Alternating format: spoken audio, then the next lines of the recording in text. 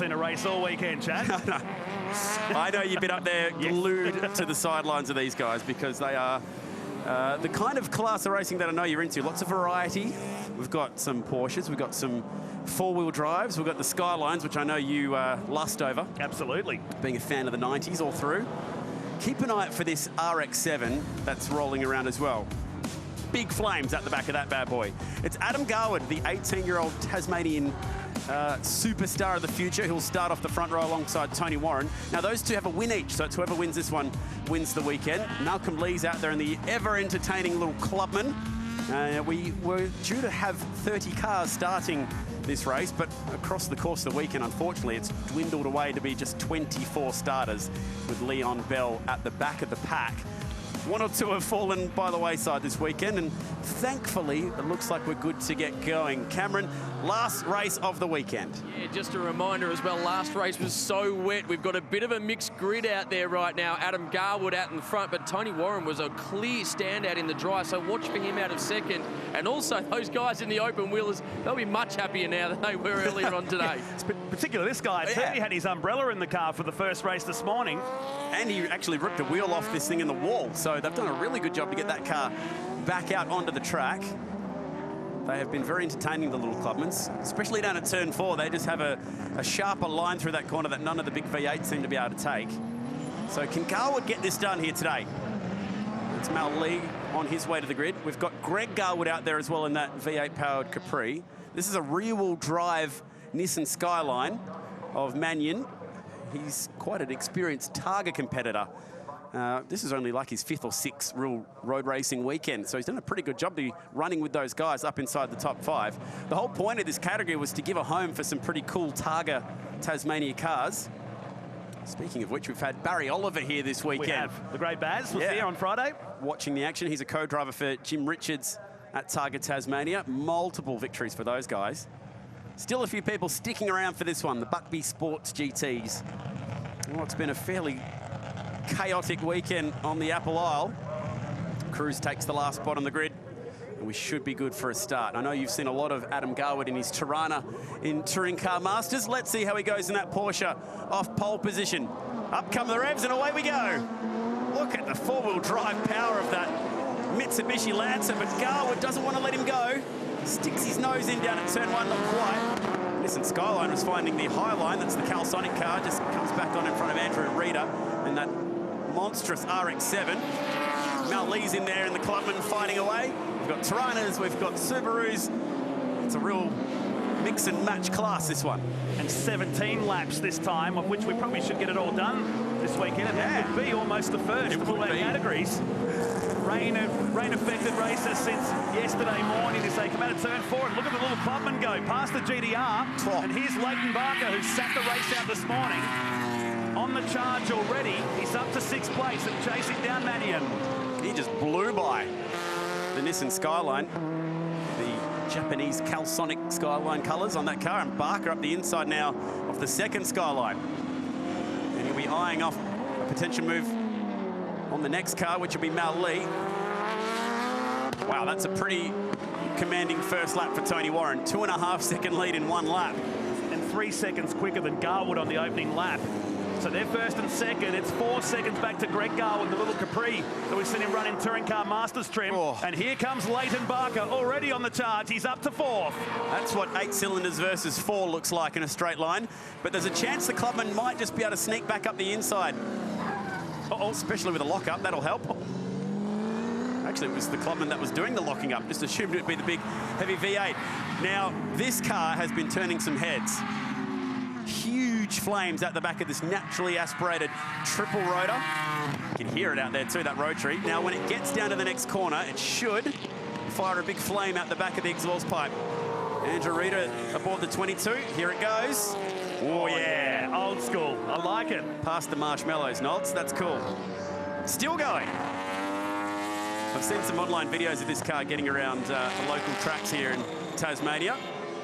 I saw the wing struts on it too. It's been engraved. There's a lot of work that's gone into He's actually got his children's names engraved into the rear uprights on that wing, which is pretty trick.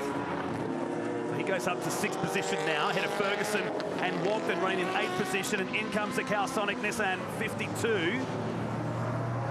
We saw him always have that moment on the first lap going into turn number 1. His race coming to a premature end. Same too for the other Nissan of Mannion. Car number 3 has dropped down the order, in fact gone back into the pits. Bad times for the GDR and the GTS-T of Mannion. Picked the wrong time to come and call. I did, that's right. Bad news for those Skylines that you love so much. Here's the Mustang fighting away with the sole remaining Skyline that's out there. This, although, is the newer model, stepping up from the R32 to this R33. It's going past a famous surname down here in John Talbot. You know, a guy called Chaz Talbot was a very regular racer and open wheelers for many years as well before saw the Talbot car down at the Longford Hotel, an iconic watering hole in this part of the world on Friday afternoon. Yeah, pub which Will Davison's grandfather once crashed into the side and famously walked inside and ordered a jar. Cam, you were ordering a few jars at the Longford the other day on Friday night. I would never do such a thing. I can tell you the 52 of Griffiths has done 3rd and 4th gear, so he's done for the day. Oh, it's a shame. Wait all that time to get back out there and have a run, and that's the problem. Look at, you can actually see the name Lucy carved into the wing uprights on this car. That's his daughter, and then his son's name carved in on the other side. That is cool. Very thick wing struts too, aren't they? Big flames out the back of this thing. There's a triple rotor car based over in New Zealand owned by a guy named Andy Duffin that does the same thing. Huge, monstrous flames at the back. That's what we miss these days. We don't see enough of that. It was actually dark enough during the Supercars race that you could see some flames, and actually seeing also some brake discs glowing in that race early today. How about Leighton Barker on the charge, 4th position, and setting sail for Greg Garwood. So we worked the 5th lap of 17, the Buckby Bonus Sports GT, the final race here at the Tyre Power Tasmania Super Sprint for 2017. Saw plenty of history today, didn't we, with Jack LeBrock picking up first win for a Nissan in the Super 2 Series, and DJR Team Penske going 1 and 2. Simona Di Silvestro led a lap as well today in the Supercars, so that was another first tick-off. That puddle has been there for about 3 hours outside turn 5. Oh, is that Garwood slowing? No, sorry, I mean Warren. It's Warren slowing from the lead. He had a comfortable 6 or 7 second gap out the front. And it's over. Yeah, it was riddled with issues on Friday in practice. And he is going straight out the back. He's not even coming to the lane. He's parking that thing for the weekend. So there'll be no chance for Cam to even get down and find out what the issue was with that car. He had crank sensor issues and also a throttle position issue on Friday, which he overcame. And the car was running pretty clean. Won the first race, second earlier today in race 2.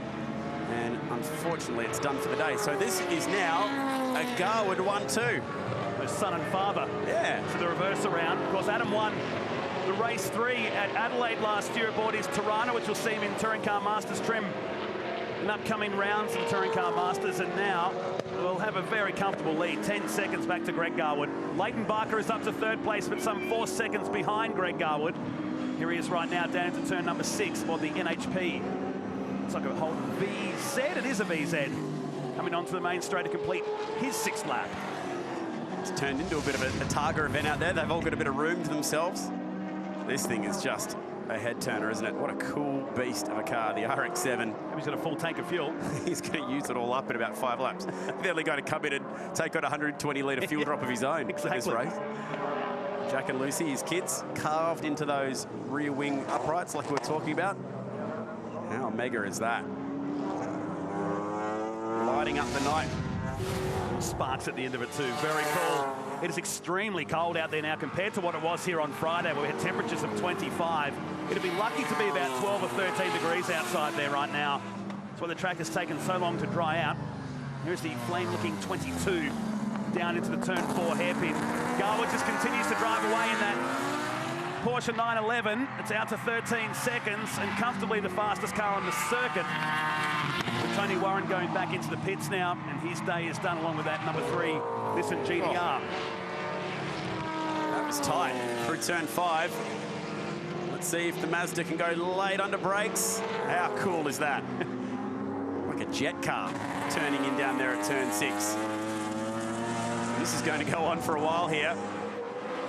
It's white in the white Nissan. versus Rita in this Mazda. Well, he's a bit too scared to get close to that car. He doesn't need to be charcoaled at the moment. He's going to burn his bumper bar if he gets too close to the back of that Mazda. It's a real beast, that thing. Let's see who's got the straight line speed. This will just go on and on now. He's waved him past, but you lead this time. Yeah, just lets him go through. I'll catch you at the back of turn 6. Lap 9 to 17. So halfway home, the Buckby Motorsports GT race. Oh. The skyline really hooks through turn 4, doesn't it? Laying the power down in a straight line. The difference in these cars is evident when they get out into the big open straightaways. Yeah, and it still looks so cool after, what, like 25 years. Down to turn 6. They go again. It hasn't changed up in front. We're just watching this really impressive number 22 car right now. Running back in 7th position ahead of Les Walton. Famous rally name from over the years. There's Greg Garwood. That's the gap. 2nd back to 3rd, which is now 8 seconds. Bit of damage on the left front of this car because he took a big bite out of the wall towards the end of race 2, which was predictably a wet race. If you've been on our coverage across the day, you'd almost struggle to believe that we're at the same racetrack on the same day right now, with it being this dry. The conditions this morning, we could not see out the commentary box window. Once we got going, it was just treacherous. Had another 15 to 20 seconds onto the lap times. How it's changed so much in the space of 6 or 7 hours here at Symmons Plains Raceway. Here is Les Walton going through the shot right now. This has been his weekend so far. That car actually caught fire in the first practice session. But thankfully, they managed to get that fixed up. It was a dry sump belt that came away and big oil fire at the back of their car. So thankfully, that's been fixed up. Walkden now sits in P8. It's getting pretty jumbled out there now, Matt, with this traffic. Yeah, at least 5 or 6 cars have gone a lap down right now in this race. So weaving through, there is our leader. There is a big difference in lap time between these cars. I mean, Adam Garwood, he just turned to 57.8. There are some guys out there whose best lap is a 1:10. So, well over 10 seconds difference between some of the field. Gives the headlights a little bit of a flash as he engages lap traffic, lap 11 of 17, and we're lapped up to now pretty much up to 11th and 12th position. Well, this is Nichols in P9 that he's about to come past.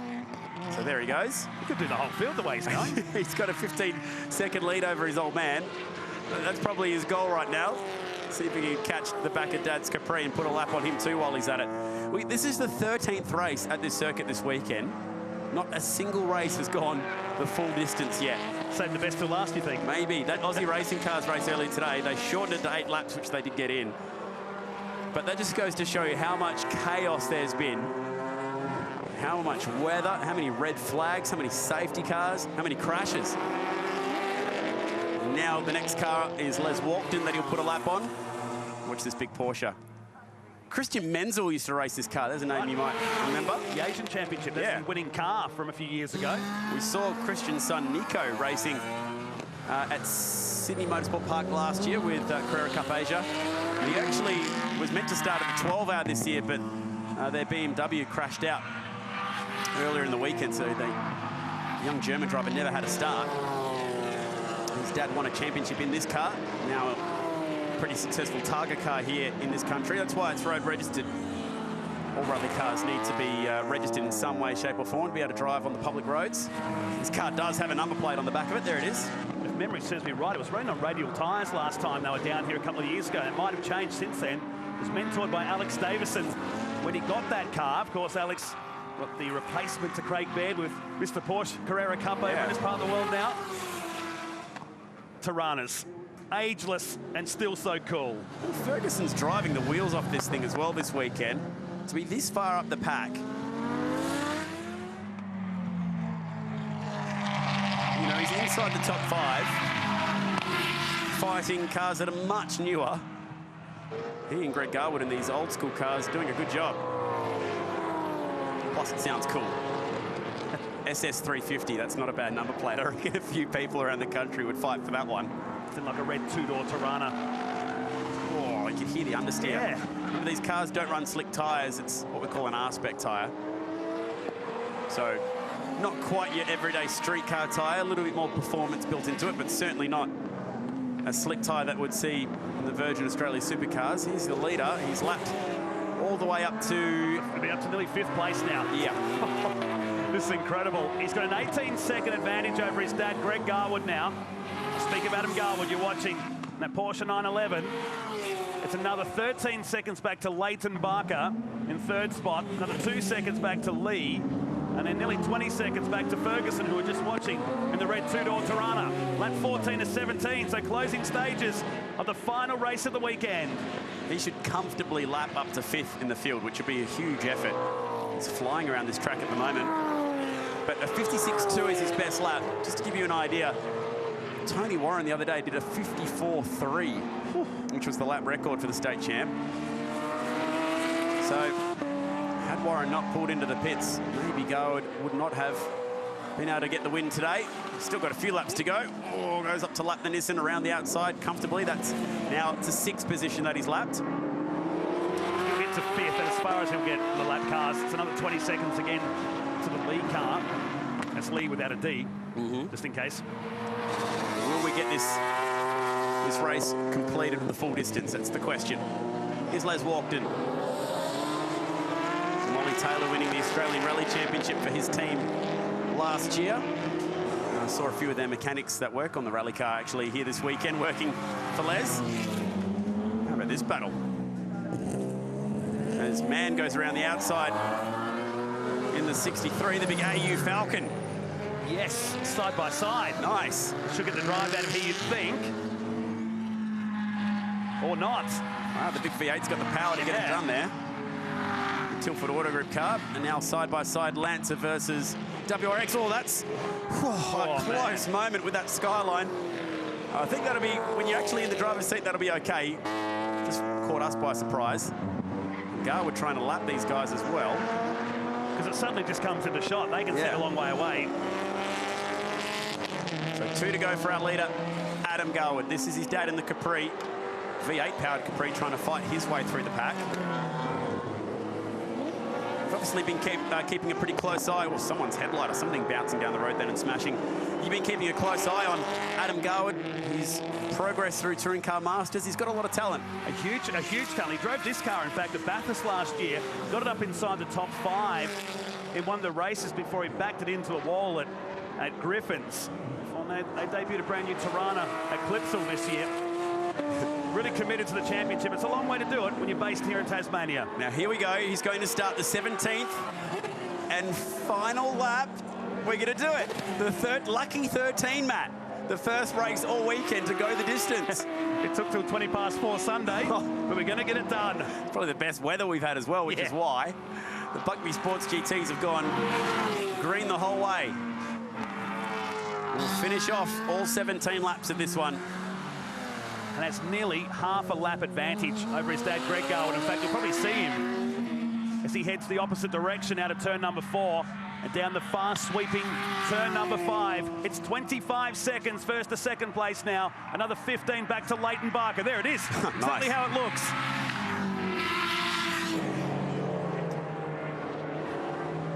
Last corner for the teenager, Adam Garwood.